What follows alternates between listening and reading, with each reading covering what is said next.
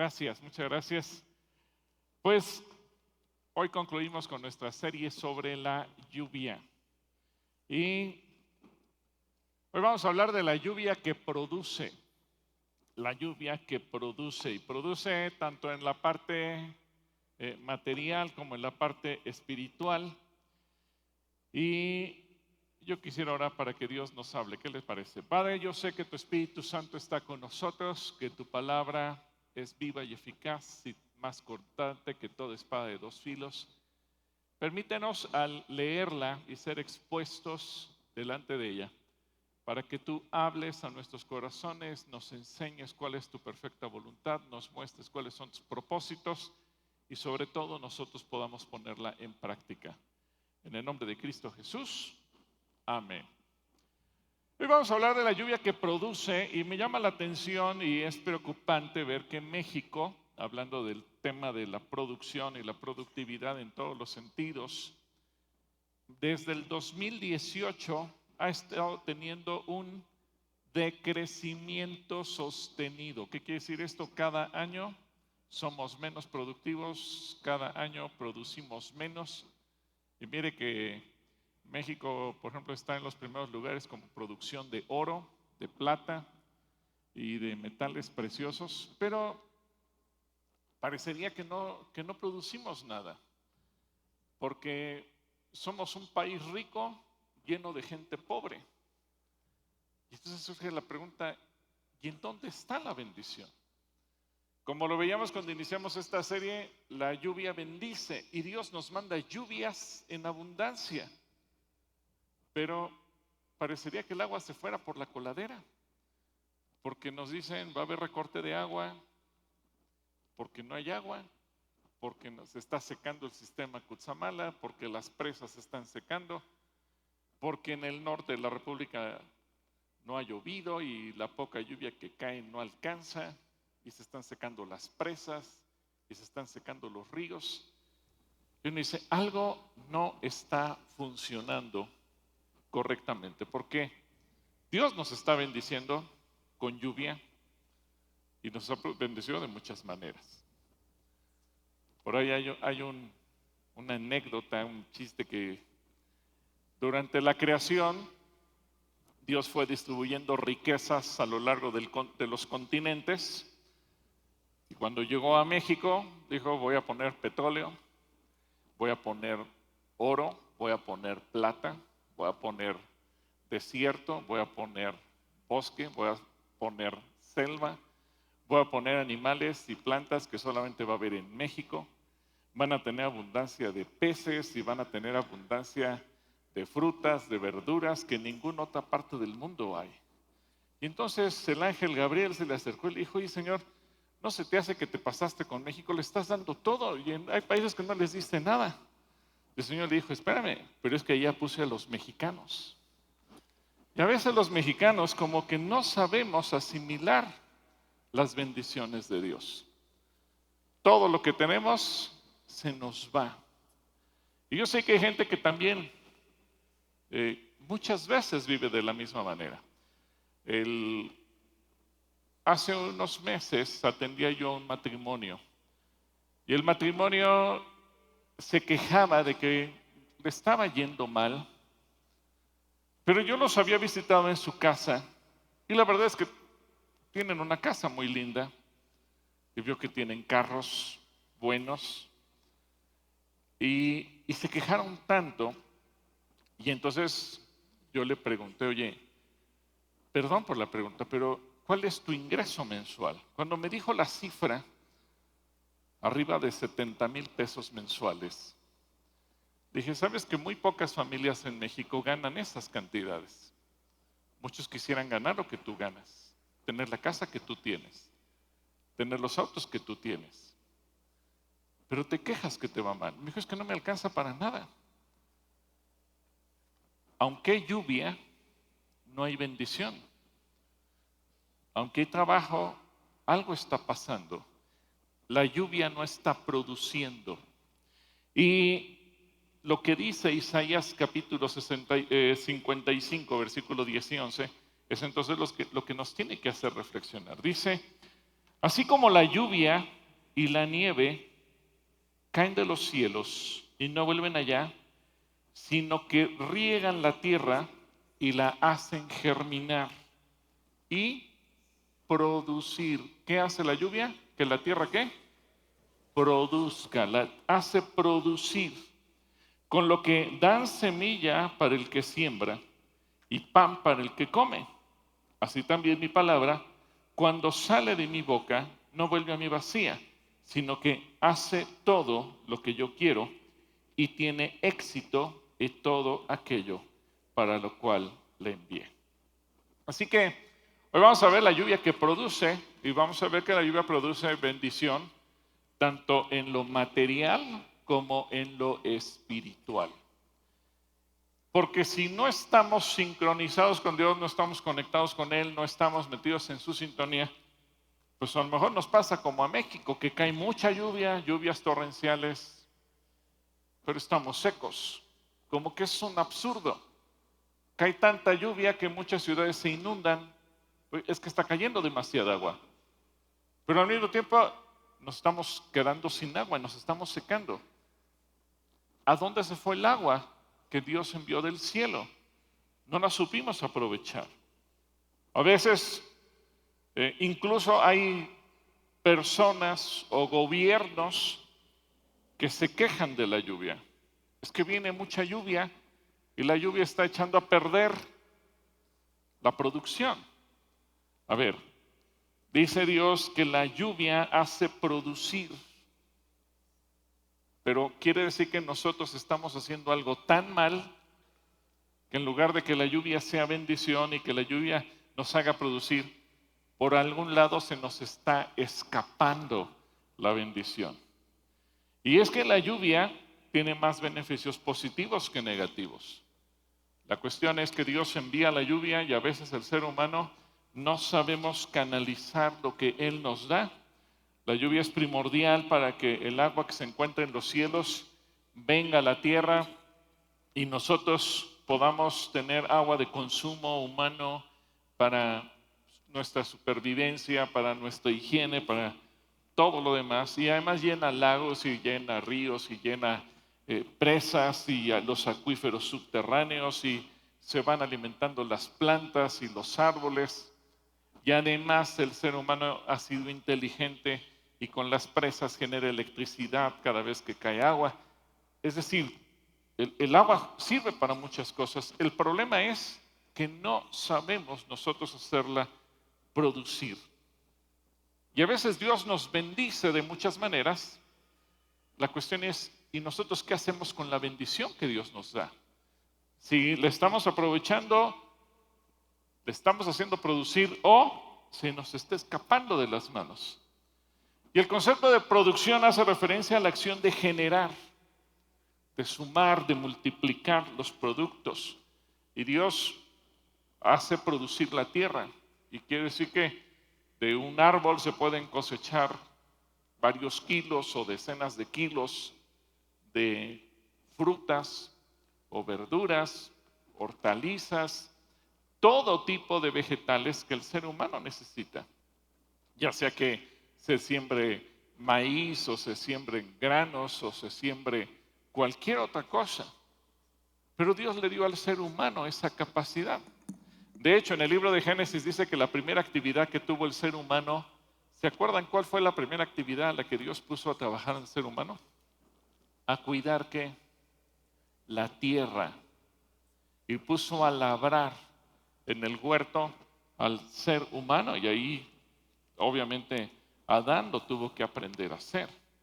Así que producir se asocia con las ideas de engendrar, de procrear, de criar, de procurar, de originar, de ocasionar, de fabricar. Es decir, nos implica la acción de hacer algo. Y Dios hizo al ser humano con la creatividad, con la imaginación, con la inteligencia para crear, para producir, para fabricar, para inventar. Y de esa manera el ser humano pueda vivir bien. El problema es que muchas veces nosotros no lo sabemos hacer. La producción puede ser desde producir algo de cero o transformar algo. Y el ser humano lo ha sabido hacer. La cuestión es que muchas veces nosotros, repito, no hemos sabido canalizar esa bendición. En Isaías capítulo 30, versículo 23 y 24, dice: el Señor te enviará lluvia para la semilla que siembres en la tierra, y el alimento que produzca la tierra será suculento y abundante. Me gusta mucho este versículo. ¿Cómo será el alimento que se produzca de la tierra? Suculento y abundante. En aquel día, tu ganado pasará en extensas praderas. Los bueyes y los burros que trabajan la tierra comerán el mejor forraje, aventado con bieldo y horquilla. Fíjate cómo Dios quiere bendecirnos. ¿Qué quiere hacer Dios con nosotros? Dile a la persona que tienes a tu lado: Dios te quiere bendecir. Hay gente que dice: yo no sé por qué a mí Dios no me quiere bendecir. Bueno, si tú eres de los que piensas así, Dios te quiere bendecir. Y anótalo en algún lado para que no se te olvide que Dios te quiere bendecir. Y es que la producción constituye uno de los procesos económicos más importantes que el ser humano puede realizar. Ahora, de la producción se genera otra palabrita que es la productividad, que mide la proporción entre lo que se produce y los resultados que se generan. El tiempo que se invierte, los recursos que se invierten para producir algo y ver si somos productivos o no somos productivos. Y también en este terreno, México ha descendido a nivel mundial. Así que siempre se está estudiando ese vínculo que existe entre lo que se produce y los medios que se utilizaron para producir algo. Y a veces parece que los mexicanos desperdiciamos mucho y eso es preocupante. Y eso puede tener sus semejanzas en el terreno espiritual. Por eso les dije que el pasaje de Isaías 55 primeramente nos presenta la producción material con la cual Dios nos quiere bendecir, proveyendo todo lo que necesitamos, pero también la producción espiritual, porque la palabra de Dios al caer en nosotros debe de producir algo.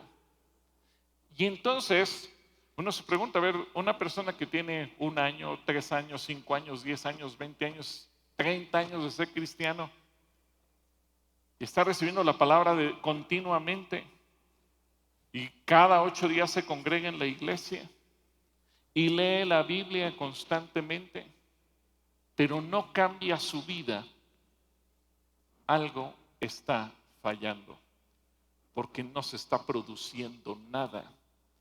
Y la palabra de Dios lo que quiere producir en nosotros es fruto espiritual, fruto que glorifique a Dios, cambios y transformaciones en nuestra vida. Así que Dios nos pone a prueba en todos los sentidos.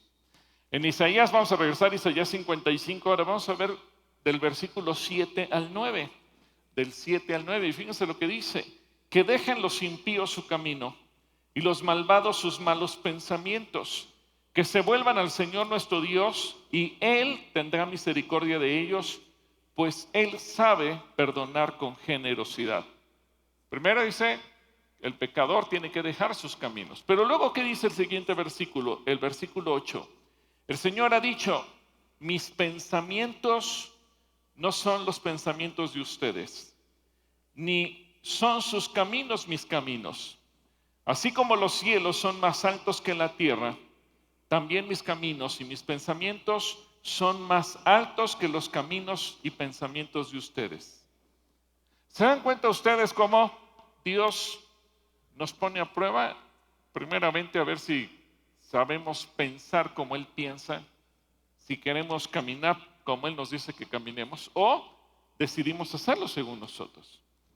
Así que en este pasaje vemos que las bendiciones prometidas en el pacto eterno de la gracia que Dios hace con nosotros, pone a prueba nuestro corazón, a ver si realmente tenemos hambre y sed de las aguas vivas, y señala las condiciones indispensables de cómo van a venir esas bendiciones sobre cada uno de nosotros. Así que primeramente Dios dice, número 1, hay que arrepentirse para poder cambiar de mentalidad y de conducta. Creo que hoy en día el cristianismo sufre una crisis severa. Y lo digo con respeto, pero a veces uno ve predicaciones y puede uno entender algo. Muchas veces el mensajero puede ser muy bueno, un gran orador, con un gran punch, con un gran estilo, una gran calidad.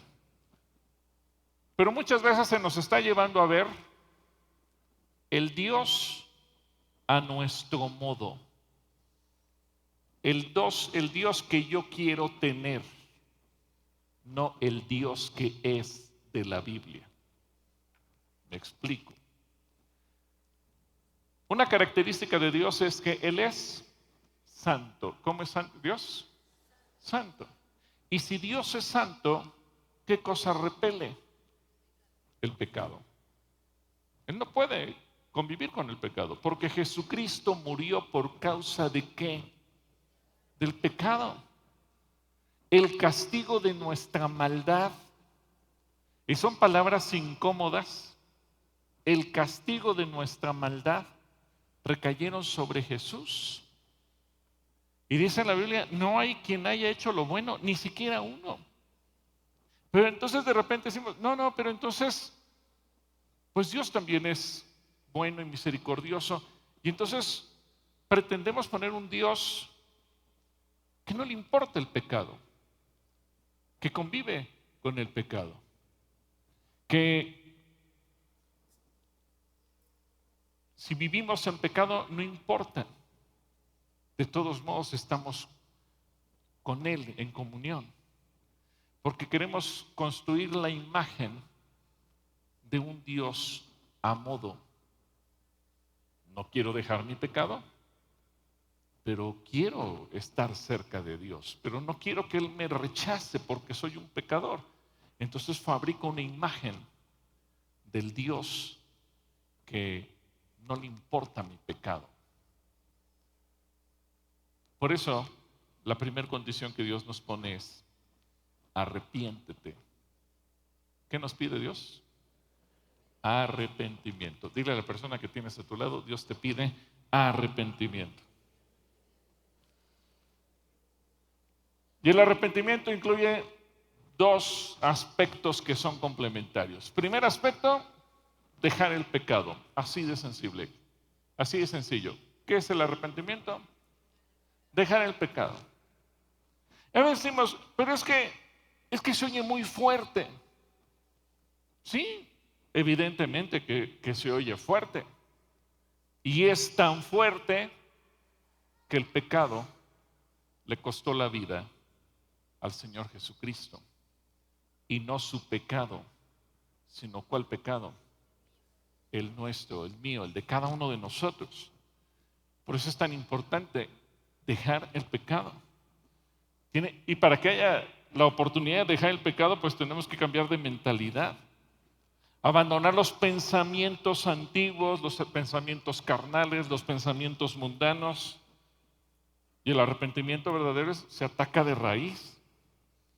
Y limpia la maldad del corazón. Y limpia la maldad de nuestras obras. Y limpia todo aquello que nosotros hacemos deliberadamente mal. Y debemos cambiar el juicio que a veces tenemos sobre nosotros mismos. Y a veces sobre muchas otras cosas más. Dejar a un lado las imaginaciones corruptas, los falsos pretextos y todo lo que ponemos para no dejar el pecado. Al fin y al cabo, Dios me sigue amando. Y a veces nos construimos nosotros mismos una imagen de engaño para que a pesar de que sigamos igual, pensamos que Dios de todos modos nos ama. Y cuando un cristiano, les decía yo, pasa un año y sigue igual, y 2 años y sigue igual, y 10 años y sigue igual, y 30 años y sigue igual. Y dice, bueno, ¿y dónde estuvo el cambio?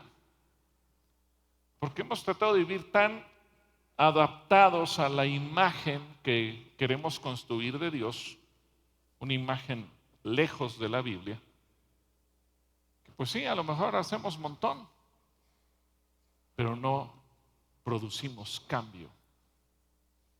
Mucho se ha dicho que cuando ha habido avivamientos importantes, por ejemplo, en la época de la Reforma despertó la iglesia y vino una transformación radical al mundo entero. Y podemos decir que el mundo cambió antes y después de la Reforma. Se acabó la edad del oscurantismo, la Edad Media, una edad opaca, una edad donde no había ningún avance de ningún tipo. Y en cuanto vino un cambio espiritual y el ser humano entendió lo que significaba eso, entonces vino la etapa de la ilustración, de los grandes cambios, porque Dios despertó a su pueblo. En países como Corea llegó el avivamiento del evangelio y un país hecho basura literalmente se convirtió en una potencia.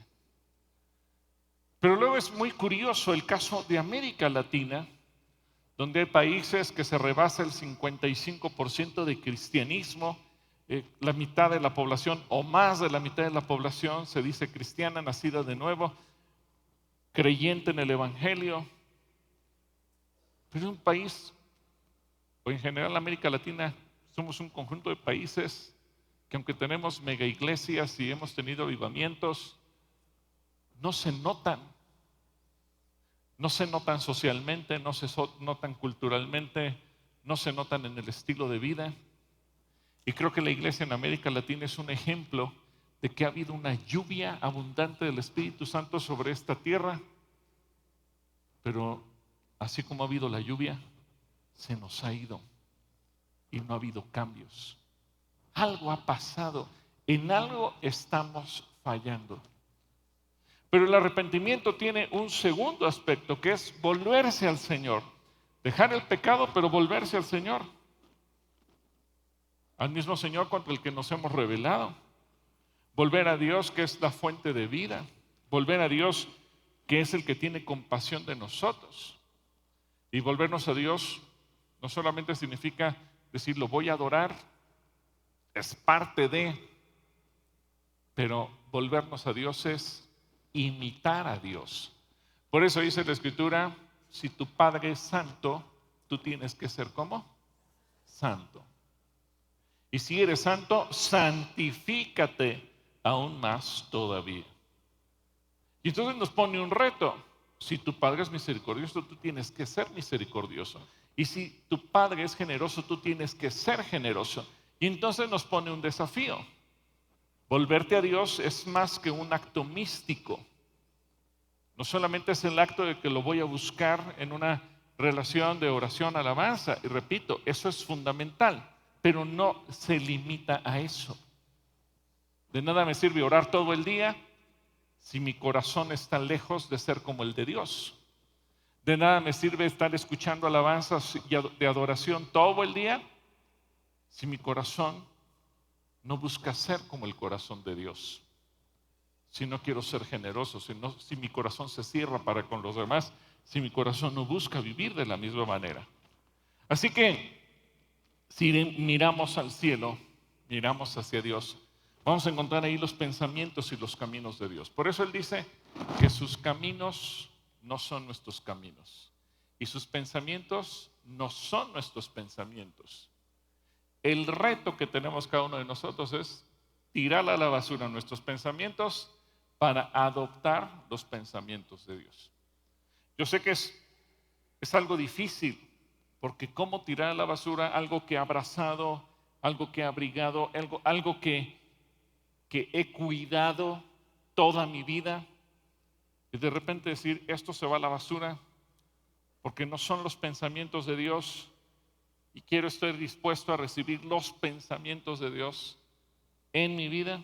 Eso, obviamente, radica todo un reto. Por eso Dios es tan claro y quiero volverles a leer el versículo 7 de Isaías 55 para que vean, porque yo sé que todos van a decir, hermano, pero yo soy una buena persona, hermano, yo tengo buenos pensamientos. Miren lo que dice, que dejen los impíos su camino y los malvados sus malos pensamientos. Así que obviamente el acto del arrepentimiento es decir, Señor, no solamente me arrepiento de lo que he hecho, sino también me arrepiento de mi manera de pensar. Me arrepiento de mi manera de pensar. Yo creo que nosotros somos un ejemplo como país, como nación, formando parte de la Iglesia de América Latina, cada uno de nosotros, de que Dios nos ama, de que Dios nos quiere bendecir y que a veces la lluvia cae, pero a veces nosotros somos la principal barrera por la que no produce nada.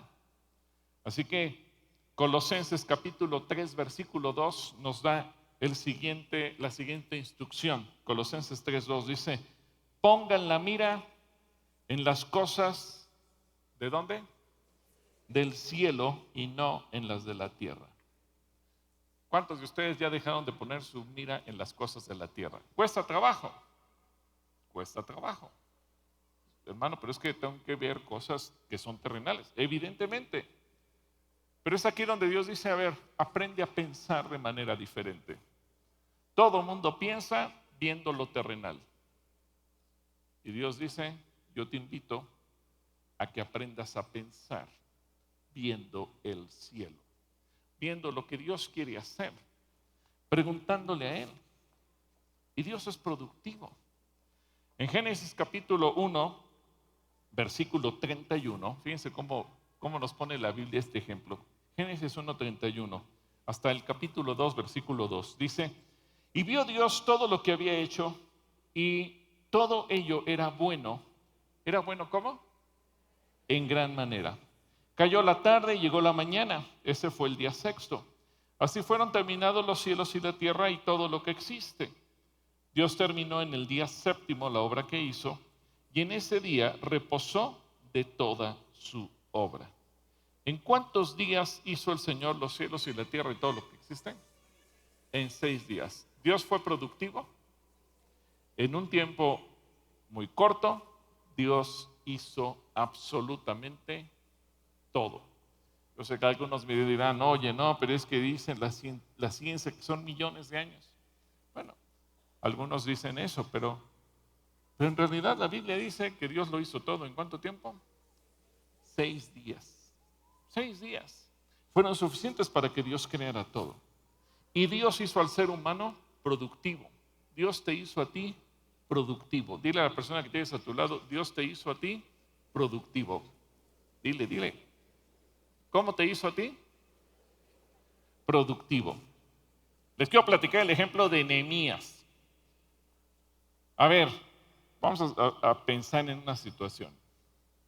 ¿Alguna vez les ha tocado ver que aquí en la ciudad, o donde viven los que nos están viendo en internet, el gobierno comienza una obra, vamos a decir un puente más o menos del tamaño de este auditorio? Comienzan allá y terminan del otro lado, para que la gente pueda cruzar o para que fluya el tránsito vehicular. ¿Cuánto tiempo regularmente se tarda una obra de ese tamaño? Como 2 años, ya algunos hasta bucharon, así como 2 años. Y ya saben que van a ser 2 años de tráfico, van a ser espantosos, van a tardar 1 hora en cruzar de un lado a otro porque la obra no nos va a dejar pasar. Ahora, imagínense una ciudad como Jerusalén que tenía que ser reedificada y tenían que levantarse los muros para proteger la ciudad. Bueno, la Biblia nos platica la situación de Nehemías. Y Nehemías era un mesero que atendía al rey, es decir, él no era arquitecto, no era ingeniero, no tenía experiencia constructiva, pero era un hombre que dependía de Dios. Y él fue y le preguntó a Dios y escribió la visión, redactó lo que necesita, pensó en permisos, materiales y fue a visitar a la gente de Jerusalén y fue buscando cada familia y a cada quien le asignó. Imagínense que esta pared que está tapizada con la madera aquí en la planta baja, cada una fuera un sector de la muralla de Jerusalén. Y entonces a cada uno dijo, de aquí tú vas a construir desde las escaleras hasta la puerta y de la puerta hasta donde está la primera luz y la segunda luz hasta la puerta, y fue distribuyendo el trabajo. Pero eso lo hizo alrededor de toda la ciudad de Jerusalén. Pero Además, tuvo enemigos, hubo gente que lo atacó, que le echaron al ejército, gente que buscó acusaciones en su contra, gente que buscó entorpecer la obra porque tenían un propósito, que no se construyera la muralla. Lo acusaron de traidor, lo acusaron de 1000 cosas. Y entonces Nehemías tuvo que decirle a unos, a ver, unos van a trabajar y otros van a estar defendiendo, es decir, ya no pudo usar al 100% de la gente. Y además, los que trabajen, con una mano van a trabajar y con la otra van a tener una espada por si llega el ataque. Es decir, ni siquiera los que estaban trabajando en la construcción tenían el 100% de sus facultades, sino que estaban disminuidos en el 50%. Con una trabajas y con una te defiendes. Si eres zurdo, trabaja con la derecha o si quieres trabajar con la izquierda, eso es tu decisión, pero una mano trabaja y la otra defiende. Entonces, solo podía usar a la mitad de la gente y de la mitad de la gente, la mitad del cuerpo. Se antoja muy complicado. Pero dice el capítulo 6, versículo 15, a pesar de todo, y esto me gusta mucho cómo comienza, a pesar de todo, la muralla quedó terminada el día 25 del mes de Elul. Tardamos, ¿cuánto tardaron? 52 días, menos de 2 meses. ¿Fue productivo Nehemías? Extraordinariamente productivo. Es decir, yo creo que si no hubieran tenido esas situaciones de tener que dividir a la gente a la mitad y luego los que trabajaban aún a la otra mitad, estaban trabajando a la cuarta parte de su capacidad, pues seguramente lo hubieran terminado en 13 días. ¿Por qué? Porque él buscó emplearse en lo que Dios le decía y él simplemente nos da el ejemplo de cómo cuando buscamos a Dios, porque sus pensamientos no son nuestros pensamientos, las cosas se pueden hacer bien. ¿Qué es entonces lo que nos hace improductivo? Bueno, pues indudablemente que el pecado. Cuando el ser humano cayó en pecado, según nos relata el libro de Génesis en el capítulo 3, y todos conocemos que el hombre desobedeció a Dios y comió del fruto que Dios le había hecho que no podía comer. Fíjense lo que dice el capítulo 3, versículo 18. 3:18 dice que la tierra te producirá. ¿Qué cosa producirá la tierra? Espinos y cardos, aunque comerás de sus granos. ¿Qué palabra tan fuerte? Pero yo me he dado cuenta que esta frase, la tierra te producirá espinos y cardos, sigue vigente hoy. Porque mucha gente, por más que se esfuerce, en lugar de tener una cosecha abundante, lo único que consigue es espinos y cardos. ¿Por qué? Porque cuando no hacemos a un lado el pecado de nuestra vida y queremos seguir conviviendo con él, no vamos a tener una producción como la que Dios quiere. En cambio, cuando tú eres fiel a Dios, cuando tú te mantienes fiel a lo que Él dice, fiel a su palabra, fiel a sus mandamientos, fiel a sus pensamientos, fiel a lo que Él te señala, las cosas son diferentes. En Levítico capítulo 26 vamos a ver que la fidelidad tiene sus recompensas. Dile a la persona que tienes a tu lado, la fidelidad tiene sus recompensas. Esto me sonó como a comercial de banco, ¿verdad? Cuando tú tienes tu tarjeta y si tú la usas y tú eres fiel al banco, vas a tener tus recompensas. ¿Alguien de ustedes ha recibido alguna recompensa? ¿Cuántos han recibido recompensas por ser fieles? Fieles a Dios, no fieles a los bancos, fieles a Dios. Levítico 26, versículo 3 al 5, dice, si ustedes siguen mis decretos, fíjate ahora lo que dice Dios. Dile a la persona que tienes a tu lado, si tú sigues los decretos de Dios, te van a venir todas estas bendiciones.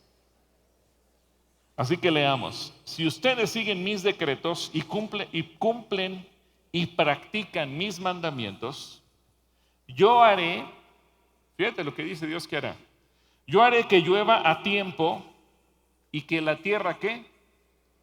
Que la tierra ¿qué? Produzca, y que los árboles del campo den fruto. Aún estarán cosechando, fíjate el nivel de productividad que Dios te promete. Aún estarán cosechando su trigo cuando ya será tiempo de la vendimia. Y aún estarán vendimiando cuando ya será tiempo de sembrar. Ustedes comerán su pan, ¿hasta qué punto? Hasta saciarse. Y habitarán la tierra en tranquilidad. ¿Qué promesa tan extraordinaria? Porque Dios dice que Él te va a dar. ¿Y cuánto te va a dar? Hasta que quedes saciado. Y vas a vivir con total tranquilidad. Así que la fidelidad tiene sus recompensas. ¿Cuántos quieren recibir las recompensas de Dios? Así que dile a la persona que tienes a tu lado, ponte abusado y sé fiel.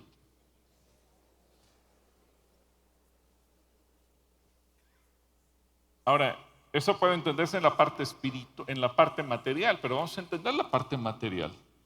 Porque también Dios quiere que haya producción espiritual. Es decir, vamos a ver la que tiene que ver con nuestro corazón, la que tiene que ver con nuestro carácter, la que tiene que ver con nuestras personas, lo que tiene que ver con nosotros, con cada uno de nosotros. Una lluvia con bendición que produce algo en nuestro corazón. Dios mira nuestro corazón como una tierra sobre la cual quiere hacer llover su palabra para que haya una producción. Y así como los árboles del campo producen fruto, así como la tierra produce granos, Él quiere que nuestro corazón produzca algo. Así que vamos al libro de Hebreos, capítulo 7, versículo 7. Hebreos 7, 7 dice: cuando la tierra absorbe la lluvia que le cae con frecuencia, cuando la tierra absorbe la lluvia que le cae con frecuencia y produce plantas útiles para quienes las cultivan, recibe la bendición de Dios. ¿Qué cosa recibe? La bendición de Dios, porque dijimos que la lluvia es ¿qué? Bendición. La lluvia es bendición. Así que Dios tiene grandes cosas preparadas para ti y quiere que tú las recibas y que las pongas en prácticas en tu corazón. Así que vamos a ver qué quiere hacer Dios con nosotros. Primero, Él quiere traer una lluvia que produzca justicia, justicia en nosotros. Dice Isaías 61:11, así como la tierra produce sus renuevos, así como la tierra produce sus renuevos, y así como el huerto hace que brote su semilla, así Dios, el Señor, hará brotar. ¿Qué cosa va a hacer brotar? ¿Hará brotar qué? La justicia y la alabanza a los ojos de todas las naciones. Es decir, no solamente tenemos que pensar, bueno, pero es que tiene que haber gobernantes que traigan ese cambio. Claro que sí, pero ahorita olvidémonos por un momento de los gobernantes y pensemos en nosotros. ¿En dónde tiene que comenzar a haber producción de justicia? En primer lugar, en nuestros corazones. En nuestros corazones. Justicia en nuestros corazones. Y muchas veces no somos justos con los demás. ¿Por qué? Porque a veces pensamos, yo soy bueno, él es malo. Yo estoy bien, él está mal. Y muchas veces el concepto que tenemos de justicia también está distorsionado. Si yo me equivoco, bueno, está bien. Si tú te equivocas es imperdonable. Y entonces perdemos la justicia. Y para que haya justicia, primeramente en cada corazón, en cada uno de nosotros, tiene que producirse ¿qué? Justicia. Por eso el Señor Jesucristo dice, antes de tratar de quitarle la paja al ojo de tu hermano, primeramente tienes que fijarte que en tu propio ojo hay ¿qué cosa? Una viga. Por eso el Señor Jesucristo dice que cuando llegues a un lugar te sientes ¿en qué lugar? ¿En el primero o en el último? En el último. Y que consideres a los demás como mejores de ti. Por eso el Señor te dice que aun si tu enemigo te pide agua, no se la niegues. se la des.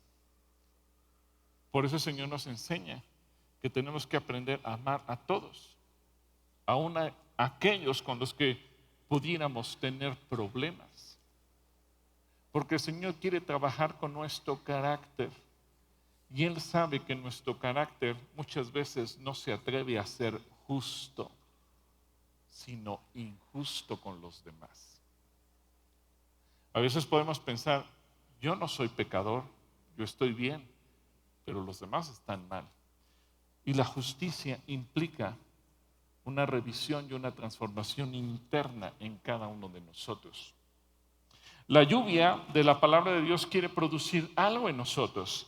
En Deuteronomio capítulo 32, versículo 2, ahora vamos del lado de Deuteronomio 32, 2, dice, mi enseñanza se derramará como la lluvia. Ahora fíjense que la palabra de Dios equipara a la lluvia. Mi enseñanza se derramará como la lluvia, mis razonamientos caerán como el rocío, serán como la llovizna sobre la grama, como gotas de agua sobre la hierba. ¿Qué quiere decir esto? Que quien va a traer esa transformación para producción de nuestro corazón, del fruto del Espíritu, es la palabra. Por eso, a lo mejor una persona dice, bueno, pero si hoy no leo la Biblia no pasa nada. Y puede pasar una semana y no pasa nada. ¿Qué pasa, por ejemplo, cuando viene una temporada de sequía y tú tienes un jardín que está completamente verde, se ve hermoso, los árboles están abundantes de hoja y de fruto y el césped verde, verde, verde? Y el primer día deja de llover y nadie regó ese jardín. ¿Qué pasó? Nada, se sigue viendo verde y los árboles se siguen viendo llenos de follaje y llenos de fruto. Y el segundo día tal vez se ve igual, y el tercero, y el cuarto. Pero después de un par de semanas, algo empieza a pasar. Después de un par de meses que no cae agua, algo empieza a pasar. Y de repente el verde del pasto se convierte en un amarillo. Y se empieza a sentir ya no acolchonadito, sino se empieza a ver seco, como zacate. Y las hojas se caen. Y todo empieza a cambiar. Esta transformación no se dio en 24 horas. Eso fue dándose en un proceso. Y cuando un cristiano deja de ser sometido a la palabra, no es el primer día que dejas de acercarte a la Biblia que te secas.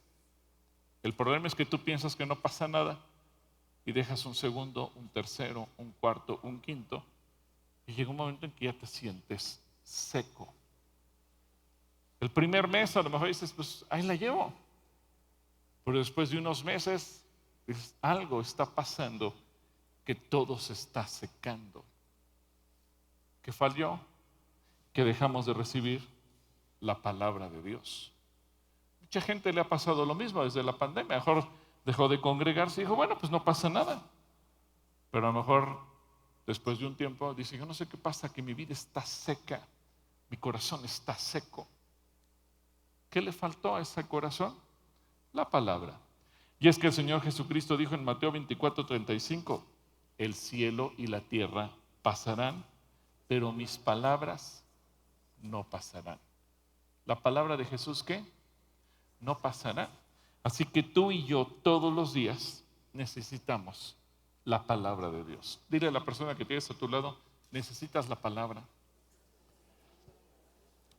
Por eso, aquí me voy a echar un comercial, por eso las casas de lectura bíblica, porque a veces tú lees la Biblia, a ver, a lo mejor a ti te ha pasado lo mismo que a mí, que lees el pasaje que nos correspondía el día de hoy y te quedas bien, dices, ay, no le entendí nada. ¿Te ha pasado? ¿Cuánto les ha pasado eso? ¿O solo a mí me pasa?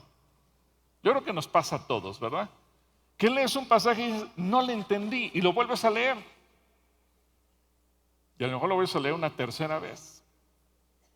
Y a veces pues lo voy a leer en otra versión, a ver si ahí le entiendo mejor. Pero a veces como que no lo comprendes. Pero ¿qué pasa cuando empiezas a platicar con otras personas de cuál es su percepción, qué les dijo el Espíritu Santo, qué les reveló, qué entendieron.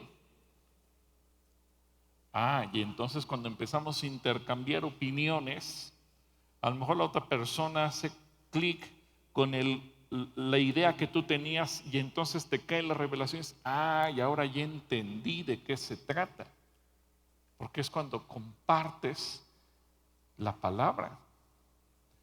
¿Por qué es importante entender la palabra? Bueno, Mateo capítulo 13, versículo 18 al 23. Jesucristo mismo nos dice por qué es importante entender la palabra. Dice Mateo 13, 18 al 23. Escuchen lo que significa la parábola del sembrador. Cuando alguien oye la palabra acerca del reino, ese alguien, ¿quién es ese alguien que oye la palabra? A ver, di yo. Cualquiera de nosotros somos ese yo, que ese alguien que oye la palabra acerca del reino. Pero fíjense lo que dice Jesús. Cuando alguien oye la palabra acerca del reino y no le entiende, peligros de no entender la palabra, viene el maligno y arrebata lo que se sembró en su corazón. ¿Viene quién? El maligno. ¿Quién es el maligno? El diablo. Y arrebata lo que fue sembrado en nuestro corazón. Por eso a veces hay lluvia que no produce. Porque aunque recibimos la palabra, no la entendimos y entonces no da fruto. Y dice, viene el maligno y arrebata lo que se sembró en su corazón. Esa es la semilla sembrada junto al camino. El que recibió la semilla que cayó en terreno pedregoso, que es el que oye la palabra e inmediatamente la recibe con alegría. Pero como no tiene raíz, dura poco tiempo. Cuando surgen los problemas o persecución a causa de la palabra, enseguida se aparta de ella. Y el que recibió la semilla que cayó entre espinos es el que oye la palabra, pero las preocupaciones de esta vida y el engaño de las riquezas la ahogan, de modo que ésta no puede llegar a dar fruto. Pero ahora el versículo 23 cambia el panorama. El que recibió la semilla que cayó en buen terreno es el que oye la palabra y ¿qué cosa? La entiende. ¿Se dan cuenta de la importancia de entender? Es el que oye la palabra y la entiende. Este sí que produce una cosecha al 30, al 60 y hasta el 100 por uno. En conclusión, si tú entiendes la palabra, en ti habrá una lluvia que produce. Si tú no entiendes la palabra, pueden caer aguaceros en tu vida y no producirse nada. Por eso es tan importante que tú entiendas la palabra. ¿Entiendes? ¿Sí entienden? Si no. Dice que es el que produce al 30, al 60 y al 100 por uno. Así que la transformación de nuestras vidas depende no solamente de oír la palabra, sino de entenderla. Por eso se crearon estos planes de lectura o estas casas de lectura. ¿Por qué? Porque mejor estamos poniendo planes de lectura para que la gente lea. Ok, y a lo mejor estamos leyendo. Pero ¿qué pasa si ya leí y no entendí? Pues llovió, pero así como nos pasa en la Ciudad de México, llovió y se nos fue el agua a la coladera. Y no la capté, no me ayudó, no produje, no disfruto, no me cambié, no pasó nada conmigo. Porque me cayó la lluvia, pero la lluvia se fue. Y lo que pretendemos es que la lluvia, cuando cae en nuestro corazón, la entendamos y al entender podamos dar fruto. Así que dile a la persona que tienes a tu lado, entiende para que des fruto. Entiende para que des fruto.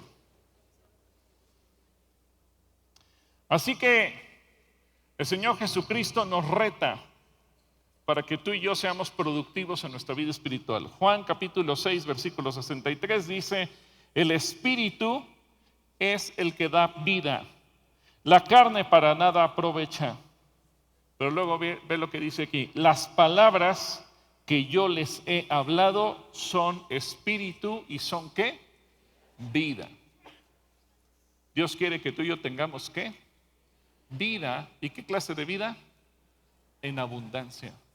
Pero eso depende de cuánto tú y yo nos esforcemos por ello, de meternos, de no leer la Biblia superficialmente, sino de leerla para entenderla.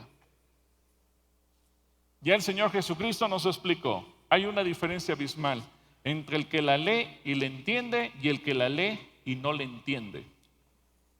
Que a lo mejor todos la leemos.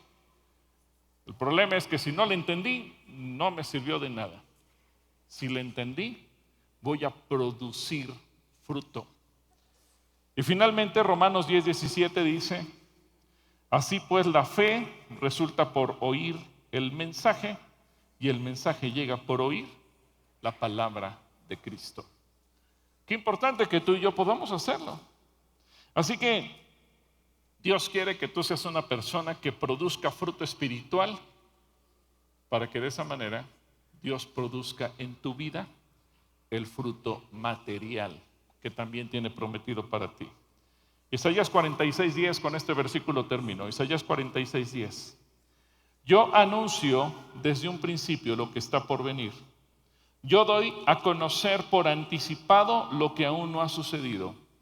Yo digo, mi consejo permanecerá y todo lo que quiero hacer, lo haré. Ahora, la buena noticia es que Dios lo quiere hacer ¿con quién? A ver, di, conmigo. Dile al que tienes a tu lado, contigo y conmigo. Dios lo quiere hacer. Así que yo te voy a invitar a que en este momento tú cierres tus ojos. Cierra tus ojos ahí en tu lugar. Posiblemente el primer punto por el que tengamos que empezar, como ya lo leímos, sea humillándonos delante de Dios y pidiéndole perdón. Y a lo mejor tú quieres ponerte de rodillas ahí en tu lugar y decirle, Señor, es cierto, tengo que pedirte perdón. Porque a lo mejor yo he hecho un concepto erróneo de ti. Porque tal vez he tratado de vivir un evangelio a mi modo, a mi estilo, a mi manera. Porque tal vez he tratado de abrazar lo mejor de lo que dice la Biblia, sin dejar mi vida pasada, sin dejar lo que te ofende, sin dejar lo que es el pecado. Así que, Señor, hoy venimos como iglesia, pero también nos ponemos en la brecha por nuestro país para pedirte perdón, porque hemos sido un país donde ha habido una lluvia abundante y tú has traído avivamiento a México y se han levantado iglesias y mega iglesias desde Tijuana hasta Yucatán. Miles, millones de cristianos hoy decimos haber nacido de nuevo y confesamos tu nombre, pero nuestro país no ha cambiado. Nos has enviado lluvia, pero parecería que no hubiera nada porque ha habido la misma sequía y la falta de producción. Señor, perdónanos,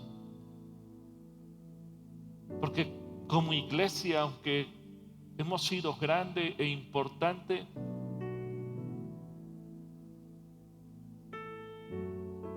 no hemos pesado en la influencia en la sociedad. Aunque tú has brillado en nuestros templos, no hemos brillado en la calle. Perdónanos, Señor, porque tal vez te adoramos, pero en nuestros trabajos, en nuestros comercios, en nuestros negocios, no hemos dado el testimonio de ser más justos, más honestos, más íntegros que los demás. Perdónanos, Señor, porque a lo mejor confesamos tu nombre, pero no somos más excelentes, sino igual de mediocres que otros. Perdónanos, Señor.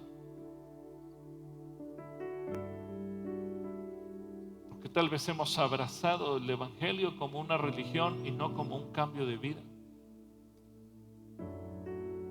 Perdónanos porque cuántas veces tú has mandado la lluvia de tu palabra y no la hemos entendido, y al no entenderla no hemos dado fruto y hemos seguido igual. Perdónanos, Señor. Hoy venimos a pedirte perdón porque tu palabra así nos lo enseña, porque Jesús murió por nosotros, porque tú, Señor Jesús, diste tu vida por causa de nuestro pecado, por causa de nuestra maldad, para que cada uno de nosotros pudiéramos alcanzar la misericordia, el perdón tuyo. Pero sobre todo porque tú quieres que en nuestras vidas, en nuestros corazones, de todos los que estamos aquí o los que están viendo esta transmisión de cualquier forma, nuestros corazones dan fruto, y fruto que glorifique tu nombre, fruto digno de arrepentimiento, fruto que te exalte a ti, que te apunte a ti, fruto porque nuestro carácter se ha transformado, fruto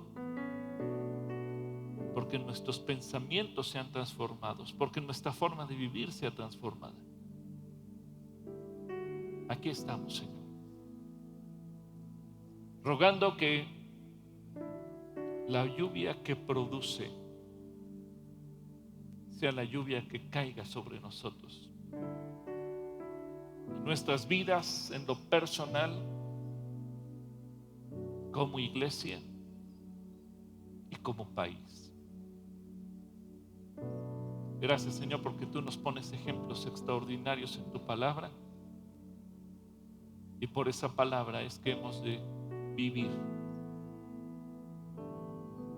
Dios, yo bendigo a cada persona de esta congregación y a cada persona que está conectada en la transmisión, para que tú hagas la obra en cada uno de nosotros, en el nombre poderoso de Cristo Jesús. Amén. Amén. Yo no sé si hubiera entre nosotros alguna persona que tal vez nunca antes ha tomado conciencia de que Cristo Jesús murió por nosotros, por nuestros pecados, para darnos perdón y vida eterna.